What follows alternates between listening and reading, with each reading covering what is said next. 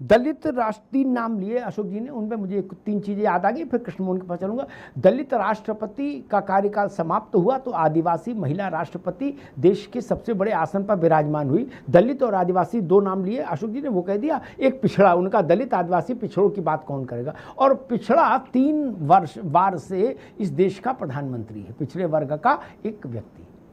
तो दलित, आदिवासी और पिछड़ा, जो 3 चिंता अशोक भाई ने जताई, उन तीनों का मैंने उदाहरण दे दिया। भारत के सर्वोच्च पदों पर वही हैं, और आज नहीं कि 10-5 दिन से, लंबे समय से। 6 साल कोविंद जी रह गए, अब द्रौपदी जी हैं, और तीसरा कार्यकाल प्रधानमंत्री का के रूप में नरेंद्र मोदी का है। लेकिन आपकी समस्या ये है कि हम ही पिछड़े हैं। लड्डू मिले तो हमें मिले तो हम घोषणा करेंगे पिछड़ों को लड्डू मिला, पड़ोसी के पिछड़े को लड्डू खिलाओगे तो हम कह देंगे पिछड़े ही नहीं है। लो, हमारी पार्टी के आदिवासी को बनाओ तो हम बोलेंगे आदिवासी बना, बाकी नहीं मानेंगे। इससे नहीं चलता ना, ये तो समझना पड़ेगा। और गद्दार शब्द भी आ रहा है अशोक जी, पुराने इतिहास खुलेंगे तो ऐसे ऐसे चेहरे निकलेंगे जिनको आप आज गद्दार भी नहीं बोल पाओगे। क्या बेनी बाबू, आप बोल सकते हो उनको गद्दार? वो मुलायम सिंह को छोड़ के गए थे, और मालूम उन्होंने लोकसभा में क्या कहा था? मैं तो मौजूद था वहां मीडिया गैलरी में, प्रेस गैलरी में। बेनी बाबू ने क्या कहा था? उन्होंने कहा था आतंकवादियों को संरक्षण देते हैं मुलायम सिंह, और इनसे बड़ा कोई गुंडा नहीं, बेनी बाबू ने कहा था सदन में। अब वो फिर सपा में आ गए। उनकी बिटिया भी है अब तो, शायद मेरे ख्याल से पोती। गद्दार बोलेंगे? नहीं ना, राजनीति है महाराज, चलने दीजिए। चाचा भी छोड़ गए थे पार्टी, फिर आ गए ना, गद्दार कहेंगे क्या? नहीं ना।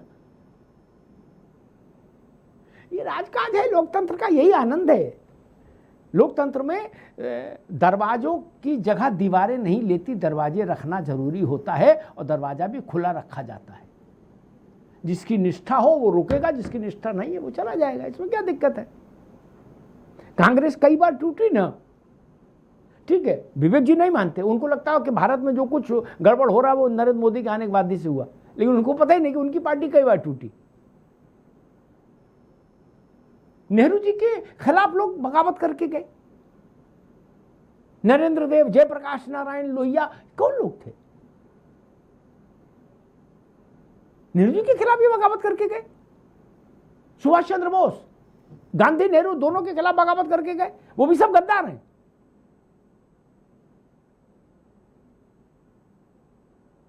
उन्होंने एक वाक्य में गांधी जी, मोतीलाल नेहरू और जवाहरलाल नेहरू तीनों को संबोधित किया था। मैं उस वाक्य का उदाहरण दूंगा नहीं, तीनों का अपमान हो जाएगा। नेताजी ने कहा था, और बहस में उलझेंगे तो मैं बता दूंगा क्या कहा था उन्होंने। पहला शब्द था धूर्त, वहां से बात शुरू हुई थी। 3 चेहरे, गांधी, नेहरू, मोतीलाल नेहरू और जवाहरलाल नेहरू। क्या कहेंगे विवेक जी? धूर्त कहेंगे नेताजी को? नहीं ना। लोकतंत्र है, उसकी मर्यादा रखो। कृष्णमोहन पांडे जी, सारी उंगलियां आपकी ओर, मतलब भाजपा की ओर उठ रही हैं। अब सब लोग ये कह रहे होंगे कि इससे अच्छा तो बाबा का बुलडोजर है, घर पे ही चलता है, यहां तो पार्टियों पे चला जा रहा है। बताइए, हर पार्टी का अध्यक्ष डरा हुआ है, हर पार्टी डरी हुई है। दरवाजा बंद करें, दीवार तोड़ के भाग जा रहा आदमी, क्या करे? पार्टियां खंड खंड हो रही हैं, विखंडित हो रही, टूट रही हैं, पार्षद तक भाग रहे हैं। भाई ममता जी के यहां जो विभाजन हुआ वो हर स्तर पर हुआ, चुंगी के पार्षद तक झंडा बुलंद कर दिए। अब उद्धव ठाकरे को आज मैं सुन रहा था, उनने हाथ जोड़ लिए, बोले भैया हम में तथा नहीं कथा करने की। क्या? जब वक्त आएगा तो देखेंगे, अभी दरवाजा खोल दो। बोले गुड्डू खोल दो दरवाजा। अब लोग बता रहे 2 ही बचेंगे 9 में, 7 की आत्मा बदल रही है। मतलब यार आप सब पर बुलडोजर चला दोगे क्या? ये लोग कह रहे कि आप ही सब इसके पीछे हो, भाजपा वाले। पांडे जी, हम सब भाई एक बात स्पष्ट कर दें कि भारतीय जनता पार्टी का इस टूटन से कोई लेना देना नहीं है। दूसरी बात, अभी संजय भाई ने एक बड़ी अच्छी बात कही कि साहब आपको नेतृत्व पैदा करना होगा और उस नेतृत्व में किस तरह से मजबूत नींव खड़ी करनी होगी। ये दल खड़े कर पाए नहीं कर पाए उसका परिणाम दिख रहा है। और हमारे अशोक भाई ने एक चौपाई इन्होंने कही, तो इनके लिए एक चौपाई और मैं कह देता हूं। रामचरितमानस में लिखा है कि सचिव वैद्य गुरु तीन जो, प्रिय बोले ही भयास, राज धर्म तन तीन जो, हो ही वेग ही नाश। साहब अपने सचिव को, वैद्य को और गुरु को ठीक रखना होगा। जब अपराधी को, भ्रष्टाचारी को, आतंकी को अपने साथ लेके उनको अपना सलाहकार बनाएंगे तो टूटन होगा, ऐसी परिस्थितियां उत्पन्न होंगी। और जो आज देश में दिख रही है, आप राष्ट्र के प्रति प्रेम नहीं रखते हैं, आप सिर्फ और सिर्फ खुद को ही सदनी हम ही राजकुमार की परंपरा को आगे बढ़ाएंगे तो निश्चित तौर पर कार्यकर्ता या आपका नेता दुखी होगा तो दूसरे जगह जाएगा। वो संविधान में कहीं नहीं लिखा है कि आप जा नहीं सकते हैं। एक व्यवस्था बना के, एक संगठन बना के निकल लेंगे, आप रोक नहीं पाएंगे। हम साहब भैया जो बात कर रहे हैं, दरवाजा बंद करेंगे, दीवार तोड़ के निकल जाए, उसमें भारतीय जनता पार्टी का लेना देना नहीं है। आप खुद के अंदर जो परिवर्तन है उसको लेके आइए। अभी टीएमसी में क्या हुआ, आपने देखा कि टीएमसी के हारते ही उनके नेताओं ने कहा कि साहब अभिषेक बनर्जी के जो व्यवहार थे, अभिषेक बनर्जी की जो कार्यशैली थी, ममता बनर्जी को किसी ने आरोपित नहीं किया, किसी ने नहीं कहा कि ममता बनर्जी गलत कार्य कर रही थी। सबने आरोपित किया अभिषेक को, क्योंकि वो सारे नेता परेशान थे, उनको लगा था वो रहने लायक नहीं है, हम तो सत्ता भी नहीं रही, तो वो कहीं चले गए। और अमिताभ भैया पुनः एक बात को स्पष्ट कर दूं, और आपसे बेहतर कौन जानता है कि ये जो टूटन हो रही है क्षेत्रीय दलों में, इसके पीछे मुख्य कारण कांग्रेस है। कांग्रेस जानती है कि जैसे जैसे इन क्षेत्रीय दलों का क्षेत्रीय दल समाप्त होंगे वैसे कांग्रेस मजबूत होगी, अन्यथा अरे इनके पास इतना माल पानी कहाँ है कि ये टूटन करा ले, ये अपनी जान बचा के बैठे इतने कम है। बैठे नहीं है अमिताभ भैया, पुनः मैं आ रहा हूं वहीं पे। इन क्षेत्रीय दलों का जो भार हुआ वो ये कहते हुए हुआ कि कांग्रेस, ये सारे के सारे कांग्रेस से अलग हुए अधिकतर लोग, इन्होंने कहा कांग्रेस हमारे जातीयता का, हमारे क्षेत्रीयता का, हमारी व्यवस्था का ध्यान नहीं देती है और हमें ध्यान नहीं देने के कारण हम इनसे अलग हो रहे हैं। और कांग्रेस कहती थी कि जो क्षेत्रीय दल बन रहे हैं ये अपराधी हैं, ये भ्रष्टाचारी हैं और इन पे मुकदमे करो। मुलायम सिंह पर सर्वाधिक मुकदमे किसने किए? कांग्रेस ने। लालू यादव पर सर्वाधिक मुकदमे किसने किए? कांग्रेस ने। या देश के जो भी बड़े नेता रहे जो क्षेत्रीय दल की तरफ गए, क्षेत्रीय दल बनाए, उन पर मुकदमे।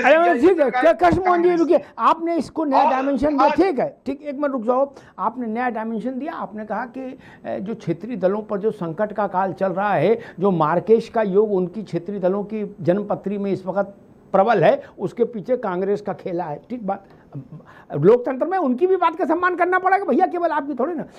मैं संजय राणा के पास आऊँगा कि ये दौर ही कुछ बिल्कुल जिसको हम बोले ना कि अद्भुत किस्म का चल रहा है, जिसकी कल्पना कभी ना अंबेडकर ने की होगी, न अंबेडकर जी ने, न राजेंद्र प्रसाद जी ने, न नेहरू ने, न पटेल ने, न दीनदयाल उपाध्याय ने। हमको तो मतलब क्या हुआ, हमको कल रात किसी ने बताया कि भाई जब आपको पता है काकोली दस्तार क्या नाम है, वो जो टीएमसी की बागी हैं जिनके नेतृत्व में सब जुट रहे, बोले ये तो 28 मई को ही वो अगरतला वाली जो पार्टी थी छोटी, उसकी चेयरमैन हो गई थी, अध्यक्ष हो गई थी। मैंने हाय वो पति पत्नी कहाँ गए? बोले वो तो हट गए, अब तो ये हो गई अध्यक्ष। लो, मैंने कहा कर लो बात। 4 को रिजल्ट आया, अच्छे अच्छे जान नहीं पाए हैं, उधर पूरा कार्यक्रम हो गया। उस पार्टी के पास उतने कार्यकर्ता नहीं जितने सांसद मिल गए उसको। पार्टी भी मौज ले रही, कही गुरु देखो अल्लाह की मर्जी, हम एक विधायक नहीं 2 विधायक जिता पाए पूरी जिंदगी में, क्या? और झोली में ऐसे गिरे 20 सांसद झप से, नहीं जैसे गमछा नीचे रख दो और ऊपर पेड़ का, आम का पेड़ हो और उससे टपक के डाल के पके आम हैं 20 किलो जब से नीचे आ जाए, ऐसी स्थिति आ गई। संजय राणा, ऐसा भारत में कभी नहीं हुआ, कभी नहीं हुआ, मेरे ख्याल से दुनिया में भी कभी नहीं हुआ कि एक अज्ञात अल्पज्ञात नैनो पार्टिकल्स वाली पार्टी जिसको ढूंढने के लिए माइक्रोस्कोप चाहिए हो, बगल वाला नहीं जानता कि भैया उसका राष्ट्रीय कार्यालय कहाँ है। वो पार्टी कल से रूलिंग एस्टेब्लिशमेंट की नंबर 2 की पार्टी होगी। चंद्रबाबू और नीतीश भी उसको नमस्ते करेंगे, क्या कि ये हमारी जिठानी है, हम लोग देवरानी है। मतलब हमें तो ये लगता भाई सियावर रामचंद्र की जय बोलो, इसके आगे क्या समझ पाए संजय राणा, ये जादू सा हो रहा है। बिल्कुल आपने सही कहा है कि सिया रामचंद्र की जय ही बोलना चाहिए। पार्टी को 6000 वोट नहीं मिला है। और दूसरी खूबसूरती अमिताभ सर, आपको जान के खुशी होगी, वो पार्टी बंगाल में भी रजिस्टर्ड है, इनको खावाबिलिटी भी नहीं है। पहली बार 2023 में रजिस्टर्ड हुई थी, सोचिए। और हमारे अभी अशोक यादव जी ने एक बड़ी अच्छी बात बोली, सब्र करना चाहिए। मैंने अपने पहले वक्तव्य में बोला था सब्र करो, 27 और 29 के बाद तुम भी खत्म हो। सब्र इसलिए करना चाहिए, सब्र कर लो भी, 2-4 साल बचा, एंजॉय करो, बढ़िया है, लाल बत्ती पीली बत्ती लेके घूमो। लेकिन 2-3 चीजें यहाँ पे कंफर्म करना जरूरी है। अमिताभ सर, आपके शो को कम से कम 1.5-2 लाख रुपए, 1.5-2 लाख लोग देखते हैं, क्योंकि आपकी पॉपुलैरिटी इसी है। लेकिन यहाँ पे जो भ्रम फैलाया जाता है उसको मैं दुरुस्त करना चाहता हूँ। हमारे बड़े भाई कांग्रेस के बोले फॉरेन डायरेक्ट इन्वेस्टमेंट भाग गया है, चला गया है। प्रभु, $36 बिलियन था आपके कार्यकाल में, अब $81 बिलियन हो गया है। तो एक तो ये दुरुस्त हो गया। दूसरा, आप बोल रहे थे हमारा फोन बहुत महंगा, हम तो टेलीकॉम कंपनी में, मेरा 15 साल का नौकरी है, तो आपसे तो जरूर ज्यादा जानता हूं। सबसे सस्ता 15 रुपए पर जीबी है। आपके परम मित्र चाइना का 56 रुपया है, उसके दोस्त वियतनाम का भी 57 रुपया है। सबसे सस्ता दुनिया में टेलीकम्युनिकेशन में अपना भारतवर्ष। अब आते हैं मुख्य प्रश्न। देखिए समस्या क्या है, ये ऑलरेडी मैं आपके शो में अमिताभ सर कई बार बोला हूं, ममता बनर्जी अकेले पड़ चुकी थी पार्टी में। ना उनकी सुध लेने वाला था, ना उनको कोई जानकारी देने वाला था। वो महिला धृतराष्ट्र हो चुकी थी, आंख पे बड़ी सी पट्टी बांधी थी, और आगे संजय की जगह, संजय जो था भविष्य देख लेता, अभिषेक को बैठा दिया था। और अभिषेक को देखने की तजुर्बा नहीं है, वो सिर्फ संजय को ही है। तो अभिषेक ने अपनी पार्टी को देख नहीं पाया, पूरी पार्टी को डुबा दिया। इसके बीच सांसद आज भी ममता बनर्जी के साथ खड़े हैं और आज भी खड़े रहना चाहते हैं। और देखिए, एक और आपने बोला कि नॉटी बॉय जो है, मैं, संजय तो नाम उसका है, लेकिन वो भस्मासुर वाले हैं। 2 तरह के संजय होते हैं, एक पॉजिटिव एक नेगेटिव। तो भस्मासुर बोल बोल के अपनी पार्टी को खत्म कर दिए। उद्धव ठाकरे को सबसे पहले उस संजय नामी भस्मासुर को बाहर करना चाहिए, क्योंकि जब भी टीवी पे कोई वक्तव्य देता है 3-4 विधायक और एमपी निकल जाते हैं, और या तो सभासद निकल जाते हैं, तो उनके साथ समस्या है। और ये मैं बार बार बोल रहा हूं, कोई भी चीज को बड़ा करने के लिए, आज भारतीय जनता पार्टी क्या 2009 में नहीं थी, 2005 में नहीं थी ना, 2090 में नहीं थी ना। लेकिन एक नेतृत्व जो होता है, जिसपे लोग बिलीव करें, जिसकी बातों पे कनेक्ट हो, जिसकी बातों में विश्वास होता हो, जिसपे लोग डिलीवरी पे विश्वास कर सके, वो नेता जरूरी है। वो नेता इनको आज मिल चुका है, नंबर 1। नंबर 2, संगठन इतना बड़ा कर लिया है, और संगठन को एकदम पार्टी की तरह नहीं, ऑर्गेनाइजेशन की तरह चलना है। भाई तुम्हारा काम ये, तुमको करना पड़ेगा। यहाँ पे कृष्ण मोहन जी हैं, वो उनका प्रवक्ता है, तो प्रवक्ता वाला काम करेंगे, उनको अकाउंटेबिलिटी है, तुमको जाके पार्टी का पक्ष रखना। उसी तरह सब लोग अपना काम कर रहे हैं। और आरएसएस ने, आप ही ने बताया था कि आरएसएस ने तकरीबन 4 लाख कहीं ना कहीं बैठकें की थी बंगाल के अंदर, हमने सुना था। 4 लाख बैठकें, 10 आदमी को बैठा दिया, सोचिए पूरा प्रदेश पलट गया। और आप बैठे हवा में चल रहे हो, तीर चला रहे हो बे ना, छोड़बे ना, 4 तारीख के बाद हमें देखबे ना। ऐसे नहीं होता राजनीति। आप गुंडाई नहीं कर रहे हो, राजनीति कर रहे हो। गुंडाई थोड़े समय के लिए आदमी पसंद करता है, राजनीति बड़े समय के लिए पसंद करता है। और एक चीज खत्म कर रहा हूँ, एक बड़े भाई ने कौन, नेहरू जी ने विपक्ष की पार्टी बनाया था। अरे नेहरू जी ने अपने जो कैबिनेट के मंत्री थे बाबा साहब भीमराव अम्बेडकर, उनको हराने के लिए जाके कम्युनिस्टों से हाथ मिलाए। ठीक संजय राणा, ठीक है।